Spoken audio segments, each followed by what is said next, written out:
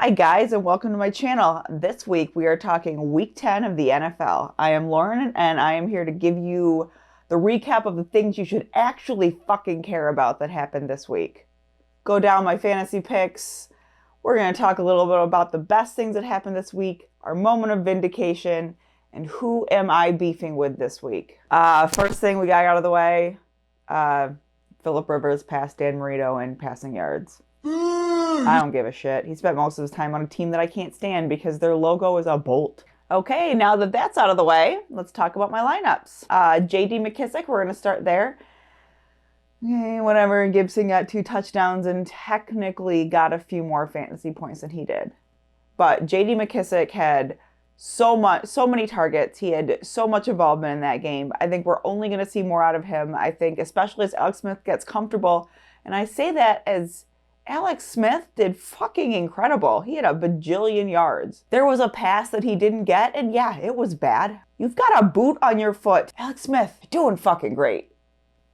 Also, let's move on to Nick Chubb versus Kareem Hunt. I knew one of them was going to do great. The problem is always the pie. When it applies to fantasy, there's only so many targets you're going to receive, so many rushes you're going to get in the span of that 1 hour time frame. If 2 people are competing for, targets or possessions, they're going to take up most of that pie, and thus each of them is going to get fewer points than they would have if only one of them was in that portion of the pie. That probably made 0 sense at all. I knew Nick Chubb was probably going to do slightly better if he played, and he did, and I was right. But they both did well, actually. So, Rashard Higgins, a delayed prophecy? No, he didn't do that great. Moving on to Chris Conley. Jake Luton is bad. So, yeah, I'm going to call Conley a bust. In Keelan Cole, though, that was cool. A really sad thing happened. I don't even have the words for this, but I said a couple weeks ago that I thought we'd seen the best out of Willie Snead, and I was wrong. We had a sneaky Snead teed. I let you guys down. Sorry. I won no money. Hope you guys did well. Comment below. Tell me how you guys did in your DraftKings lineup. Best 3 moments of the week. Number 1. Oh, God, I feel like this is a gift given to me from the heavens.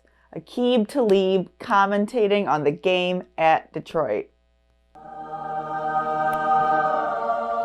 this first fucking time the first time you do something at all in front of X number of people, I'm not going to do that because I love hearing the defensive side, I love hearing the defensive teams and all that shit. It was just phenomenal. I thought his presence was great. And he was so sweet. I thought like, man, everyone's going to get all time to that but, the commentator working with was really supportive. I hope we see so much more of him.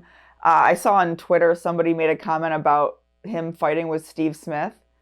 Good. I would love to see that. I actually genuinely think the 2 of them would have a really great discussion. Okay, next surprise moment. The Rams beat the Seahawks? Okay, this is the world we live in. Okay. My 3rd favorite moment of this weekend is obviously the D-Hop touchdown. If you haven't seen it, it's absolutely incredible. Yeah, they were in position. It was just a better catch by eye. Man, he is so cool. The best part, though, really was it was a wide shot. I couldn't see it. I mean, obviously when they cut it down, but the only red I saw was Anthony Isabella. I guarantee you didn't miss it if you somehow come across this video, but if you did, if you missed his post-game interview, go find clips of it. It is so good. It is so good.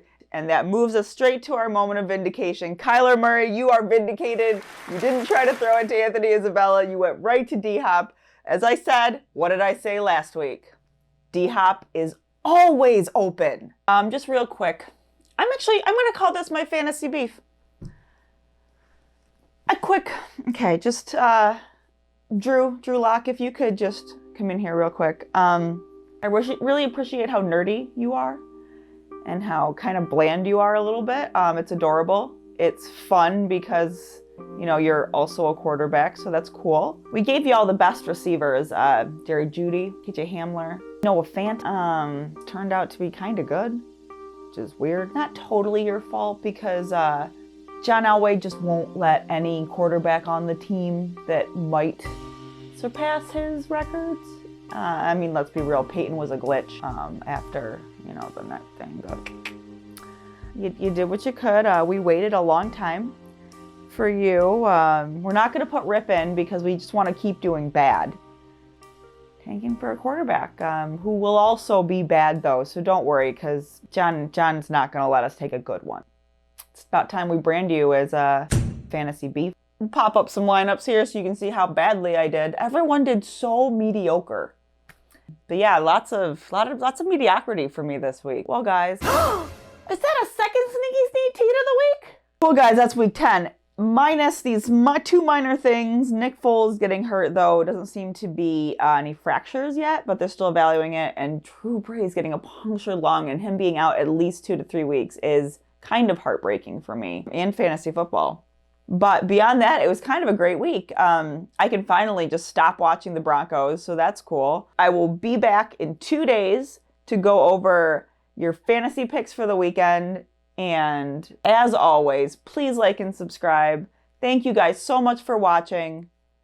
And remember, forget the stats, play with your heart. And may the fantasy gods be with you all.